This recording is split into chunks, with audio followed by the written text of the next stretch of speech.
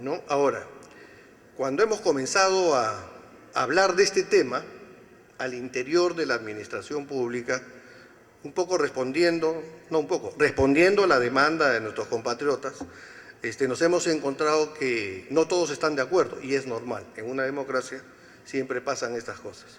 Entonces, ¿qué nos han dicho? No, nadie va a venir al Perú, porque ¿cómo van a pedir visa? ¿Cómo? No, el turismo se va a caer, el turismo da miles de empleos, nadie va a venir. Es mentira, eso es un falso dilema.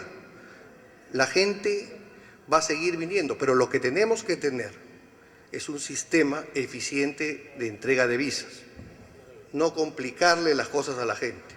Y ahora, gracias a la modernidad y gracias a la tecnología, hay sistemas que permiten verificar si una persona está requisitoriada o no de manera muy rápida. Y como no tenemos problemas, la verdad, de asuntos de seguridad ni con los europeos ni con los americanos, lo único que se trataría era que soliciten su visa, revisamos si es que están requisitoriados por A, B, C razones con las listas del Interpol, las listas de drogas que tenemos, y solo a los que están con problemas serios o con problemas no los dejamos entrar. A los otros sí, pero cumplimos con hacerles notar que para entrar al Perú se toca la puerta y se pide permiso. Y los tratamos con amabilidad, pero tocan la puerta y piden permiso. Entonces, esa es la idea. Entonces, en este proyecto hemos incluido, para evitar que los sectores que se oponen nos creen problemas, que las visas se podrán solicitar, además de la manera presencial, que es la que existe ahora, se podrán solicitar por correo o se podrán solicitar vía internet. Y en caso ocurriera una desgracia y llegaran a Jorge Chávez sin visa, pagarán una multa, pero los dejaremos ingresar a menos que estén requisitoriados. Entonces se está dando una serie de facilidades. Y además se les ha dicho a estas personas, a los que se oponen, que esto va a entrar en vigencia, este decreto supremo entraría en vigencia solo y cuando nuestro sistema de internet de solicitud de visa sea aprobado. Porque nos han dicho que es imposible hacerlo, que no se va a poder hacer. Bueno, ya lo hacen algunos países. Australia lo hace, Nueva Zelanda lo hace, y hay un grupo de países que ya permiten la solicitud de visas por internet, ¿no? Por medios electrónicos. El otro tema que tiene que ver con este asunto es que esto de poner una visa por reciprocidad no es algo que se nos ha ocurrido solo a los peruanos, se nos ha ocurrido a nosotros, pero también ya lo hace Argentina, ya lo hace Chile, ya lo hace Brasil y otros países, por citar a los que están en la región. Y además, ellos les cobran a los, les voy a enseñar un cuadro, les cobran a los que vienen lo mismo que les cobran a ellos. O sea que no hay que tener tanto miedo, hay que tener un poco más de autoestima. No es verdad que porque pongamos visa van a dejar de venir los turistas. Eso es un falso dilema, eso es algo que tenemos que tener bien claro.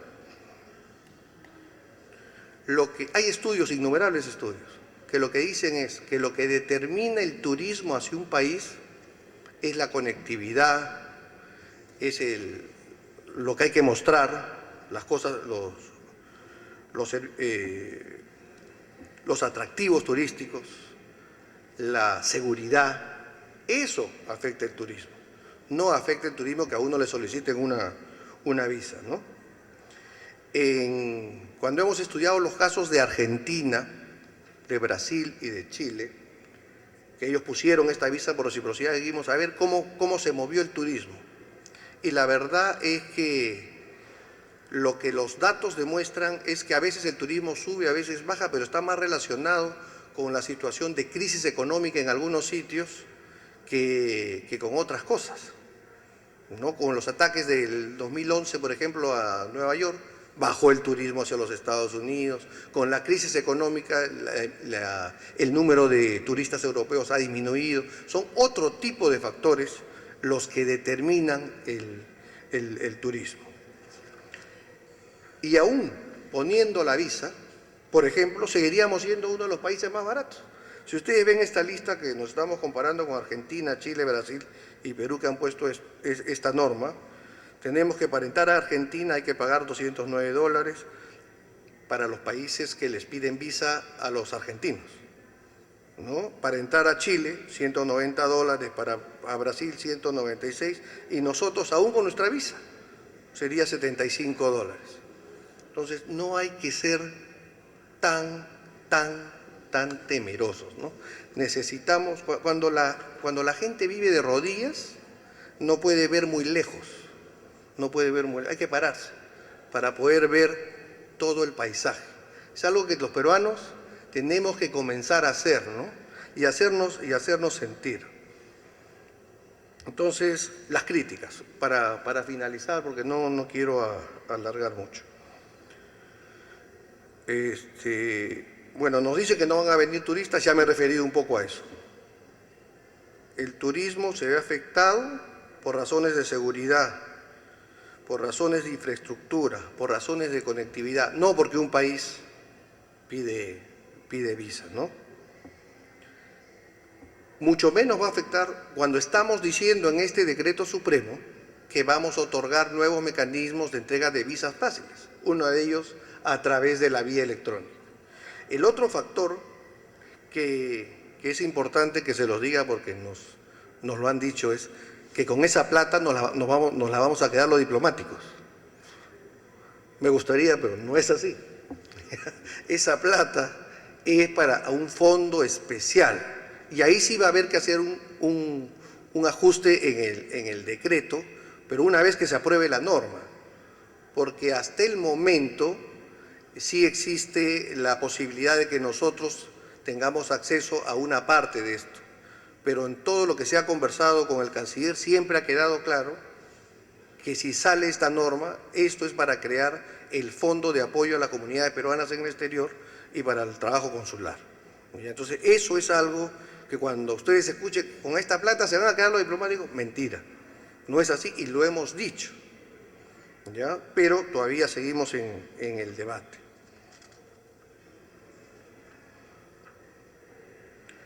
La otra cosa que nos dicen es que así nosotros le pongamos visas, no nos van a dar visas, que al peruano no, igual nos van a seguir pidiendo. De repente con algunos sí, pero yo ya tengo evidencias de que algunos países sí estarían dispuestos a negociar con nosotros. Pero en todo caso, de lo que se trata es de mostrarles que hay autoestima, que hay respeto por uno mismo, ¿no? Que uno no siente que es tan poquita cosa, que uno ni siquiera se atreve a hacer lo que todos los demás hacen. Ya esto es parte de lo que yo creo que debe ser el Perú que le debemos dejar a nuestros hijos. Acá hay mucho de amor nacional, de comenzar a pensar en grande para recuperar espacios, ¿no? No debemos olvidarnos que esto nos viene pasando desde el inicio de la República. El Perú se independiza prácticamente 10 años después que gran número de países de América del Sur. Y era porque había un grupo que tenía nexos comerciales con la metrópoli que decía que no, que a los peruanos todavía nos podía ir mejor. Al final tuvo que venir un venezolano y un argentino a independizarnos. Esas cosas hay que comenzar a romperlas. Hay que comenzar a no tener miedo a la libertad. No hay que vivir tan con que la cabeza agacha, ¿no? Y esto es parte, una pequeña parte, pero esto es parte de un esfuerzo en esa dirección. No hay cosas que estamos empezando a hacer bien en el país y esto podría contribuir a mejorar un poco y a reconocer a nuestros ciudadanos, a valorarnos mejor, al esfuerzo que han hecho tanto peruanos por ir afuera y comenzar a trabajar y abrirse un espacio y apoyar a su gente acá. Estamos en una mejor situación y creo que sí podemos comenzar a avanzar en esto. Luego, se da esta norma, la idea no sería en el fondo recolectar la plata, la idea central de esto es la dignidad. Luego, comenzar a negociar convenios para poder hacer que nuestros compatriotas puedan viajar con mayor libertad, y mientras esto sucede van a haber estos fondos adicionales que los podríamos usar para reforzar a nuestras comunidades peruanas en el exterior y al trabajo consular. No me extiendo más, muchas gracias. Agradecemos la exposición del embajador Manuel Talavera Espinar, director general de Comunidades Peruanas en el Exterior y Asuntos Consulares. Bien, para concluir con lo que respecta a la primera parte de este evento, vamos a tratar el tema Mesa Intersectorial para la Gestión Migratoria. Este tema va a ser expuesto por el embajador Fernando Quirós Campos. Él es el director de Protección y Asistencia al Nacional en el Ministerio de Relaciones Exteriores.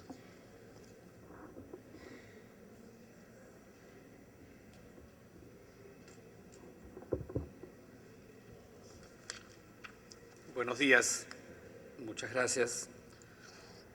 Es un gusto estar en este evento y compartir nuevamente. Ayer estuvimos con la mayor parte de ustedes en la Cancillería dialogando sobre lo que la Cancillería espera de los consejos de consulta y sobre la importancia que tienen ustedes como bisagra, como puente entre… me queda un minuto.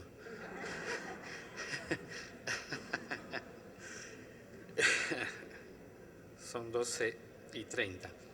Me han dado 15 minutos, es más que suficiente. Sobre el rol de los consejos de consulta, sobre las comunidades peruanas en el exterior, gracias, sobre las asociaciones de peruanos en el exterior y cómo ustedes pueden involucrarse y trabajar conjuntamente con el Estado, con las asociaciones peruanas, para cumplir ese doble rol del que se ha hablado esta mañana: la mejor inserción de los peruanos que decidieron vivir en el exterior, ¿no? Fortaleciendo su inserción en las sociedades de acogida y, por supuesto, el vínculo que debe mantenerse siempre con su país de origen, con el Perú, y en el caso de los que deseen favorecer y facilitar su retorno al Perú en las mejores condiciones. El tema que me han invitado hoy día a conversar con ustedes es la mesa de trabajo de gestión migratoria. Es una mesa intersectorial creada formalmente el año 2011 y que tiene por objeto diseñar una política de Estado integral y multisectorial sobre el fenómeno migratorio, con el propósito de convertir a nuestra inmigración en un instrumento de impacto en el desarrollo nacional y la lucha contra la pobreza. Esa es una idea central, se dice en 4 líneas, pero en estas 4 líneas que acabo de leer hay una serie de conceptos de bastante impacto, ¿no? Primero, diseñar una política de Estado integral y multisectorial en cuanto al fenómeno migratorio. Segundo, que nuestra inmigración sea un instrumento que impacte en nuestro desarrollo nacional y sobre todo en la lucha contra la pobreza. Entonces, cuando uno se pregunta qué hace el Estado peruano frente a este fenómeno de tener 3.5 millones de peruanos viviendo en el exterior, el 10% de nuestra población, qué es lo que está haciendo, qué es lo que puede hacer, cómo puede mejorar su gestión. Esa es la razón, respondiendo a esa pregunta, esa es la razón por la cual, en realidad desde el 2008, 2009, se lanzó este esfuerzo multisectorial de juntar diferentes entidades del Estado peruano para cumplir este cometido, que se materializa, como dije, a mediados del 2011 en la creación de la mesa intersectorial. Este esfuerzo, hay que decirlo desde el principio, ha contado con la activa participación de muchos de ustedes, de muchas asociaciones de peruanos, ha tenido el insumo recibido desde muchos peruanos en el exterior, por supuesto de muchas entidades y especialistas aquí en el país, y el aporte significativo e importante de organizaciones internacionales como la OIT, que estuvo muy involucrada en el inicio del proceso, de la Organización Internacional para las Migraciones, cuyos representantes están presentes en la sala esta mañana, ¿no? De profesionales destacados como la doctora Carla Tamaño, que después de mi intervención hará unos comentarios seguramente mucho más especializados en el tema migratorio que los que hago yo como un diplomático modestamente con 27 años de servicio público en embajadas y consulados, en una formación, una aproximación hacia la política exterior peruana que cada vez más tiene como eje central a nuestros compatriotas en el exterior. Entonces, esta mesa se formó, decía, el 2011 y tal vez empecemos por decir, bueno, en cuanto a los antecedentes, acá tenemos algunas láminas donde ustedes las podemos pasar rápidamente, es bueno que las tengan delante, pero se refieren un poco al contexto, a la necesidad, a las razones por las cuales se decide que el Estado aborde el tema del fenómeno migratorio a través de una estructura funcional y eficiente, ¿no? Que haga uso eficiente de los recursos con resultados concretos. Podemos pasar las láminas de los antecedentes. El tema de la institucionalización, ya lo mencioné, el decreto supremo regresa un poquito el 067 del 2011, que constituye ya formalmente la mesa, ¿no? El objetivo lo tienen ahí: coordinar, evaluar, proponer, priorizar y supervisar políticas y acciones vinculadas a la gestión integral migratoria en el Perú. Sigamos.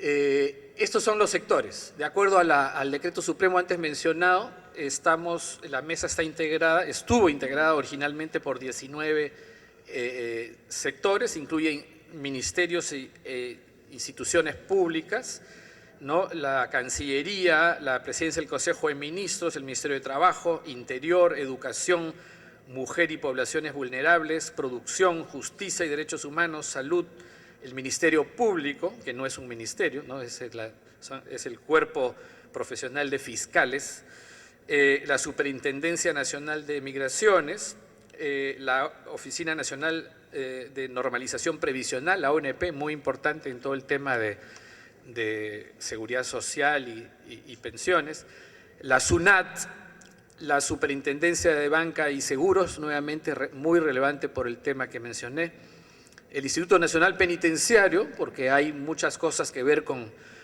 peruanos detenidos o extranjeros detenidos también, Salud, el Sistema Integral de Salud, el Fondo Mi Vivienda, el INEI, el Instituto de Estadísticas, y como observadores permanentes, la norma definió que deberían estar la Defensoría del Pueblo y la Comisión de Relaciones Exteriores del Congreso. Posteriormente, a través del trabajo de la mesa, se ha identificado obviamente que faltaba incorporar, bueno, dos ministerios importantes que no están en el inicio porque no habían sido creados. El Ministerio de Desarrollo e Inclusión Social no existía cuando se creó la mesa, el Ministerio de Cultura tampoco, el Parlamento Andino, que se ha incorporado también, y elementos de la sociedad civil. El decreto supremo establece que la mesa, además de sus miembros plenos y de los observadores, también cuenta con la participación de organismos internacionales, organismos de cooperación y organizaciones de la sociedad civil. El decreto establece que ellos participan a través de lo que se llaman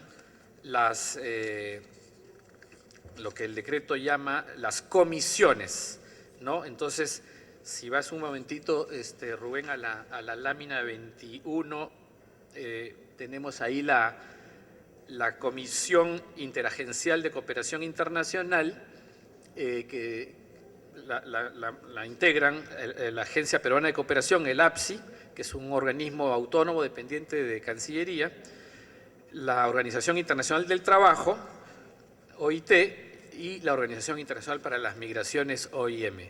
Además, tenemos la comisión, en la siguiente lámina, la Comisión de Coordinación con Instituciones de la Sociedad Civil, ¿no?, que incluye a aquellas de carácter académico, a aquellas vinculadas al tema migratorio y a aquellas con representación legal y personería jurídica sobre temas migratorios. Bien, esta es un poco la confirmación. En la lámina, Giancarlo, la lámina 9, regresemos, están los 4 ejes centrales. ¿Qué es lo que debe hacer la mesa y cómo hemos dividido el fenómeno migratorio para poderlo tratar de manera eficiente y coherente? El primer eje tiene que ver con toda la gestión que podamos hacer referida a los peruanos con voluntad de emigrar. El segundo eje, a los peruanos, ustedes, los peruanos que están en el exterior. El eje 3, los peruanos con intención de retornar. Y el eje 4, muy importante también, los extranjeros que residen en el Perú. Sobre este punto me adelanto a decir, lo conversamos ayer, que el eje de extranjeros en el Perú es igualmente importante, es un tema no solamente de compromisos y obligaciones internacionales, de mandato constitucional, por supuesto, sino también de coherencia. Cuando el Perú tiene 3,5 millones de ciudadanos viviendo en el exterior, respecto de los cuales hacemos gestiones y demandamos y pedimos, exigimos una gestión, un trato casi nacional en favor de nuestros nacionales en el exterior, facilitar su inserción, respetar sus derechos, etcétera, pues no podemos hacer algo distinto con los extranjeros que viven en el Perú. Y ese es el trato que debemos darle a los extranjeros en el Perú. Por eso tenemos un eje en la mesa sobre este tema, y este aspecto, por cierto, es especialmente relevante en momentos como el actual, en los que el Perú se ha convertido en un destino atractivo y atrayente de extranjeros, gracias al momento importante que vive nuestra economía, nuestro desarrollo, nuestro fortalecimiento democrático. Es natural que haya extranjeros, así como ustedes decidieron algún día tomar las maletas y decidir instalarse en el exterior, extranjeros que decidan venir, instalarse en el Perú y hacer de esta su segunda patria. De modo que el eje de 4 tiene también mucha importancia, y es importante que todos nos involucremos de este concepto, porque a veces cometemos el error de pedir para nosotros cosas en el exterior, pero cuando vemos un extranjero en el país, entonces sentimos que nos están quitando trabajo, o que por qué están viniendo algunos gerentes españoles a competir, o colombianos, o brasileños, o argentinos, o también muchos trabajadores. Lamentablemente, claro, esto se cruza a veces con distorsiones del fenómeno migratorio. Lo estamos leyendo todos los días en los diarios, el tema del tráfico de personas, que por supuesto no es de lo que estoy hablando en este momento, no, y de personas que atraviesan ilegalmente el territorio peruano, a veces con destino a un tercer país o a quedarse en el Perú. Bien, en el tema de la mesa tiene también grupos de trabajo, lámina 14. Tenemos los grupos de trabajo 14, sí, son los que tienen en la pantalla, ¿no es verdad? Obviamente en una temática tan amplia y compleja como la del fenómeno migratorio, el tener además más de 25 participantes en la mesa haría un trabajo en plenario, tratar la enorme cantidad de temas sería inmanejable. En este contexto se han creado los grupos que tienen ustedes delante: grupo de trabajo sobre inmigración, grupo de trabajo sobre temas de salud, otro sobre trabajo de previsión social, sobre promoción y protección de los derechos de los migrantes, otro sobre educación y cultura, otro sobre promoción de empleo y trabajo, sobre trabajo, acceso a las viviendas, Esos son, en principio, los grupos que constituimos y que están integrados por los diferentes sectores que ya mencionamos, liderados de acuerdo a la temática por el sector más involucrado en esta materia y que viene cada uno desarrollando objetivos específicos, ¿no? Vayamos al tema de del eje primero, ¿no? Eso lo tenemos en la lámina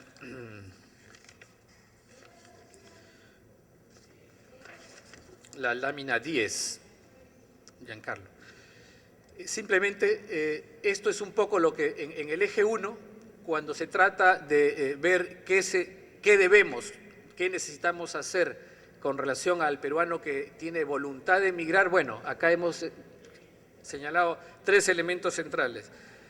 Establecer un sistema integral de gestión migratoria, obviamente que es omnicomprensivo, brindar información sobre derechos y obligaciones de los emigrantes y sobre la realidad socioeconómica de los países de destino, promover acuerdos bilaterales y multilaterales con impacto en materia migratoria.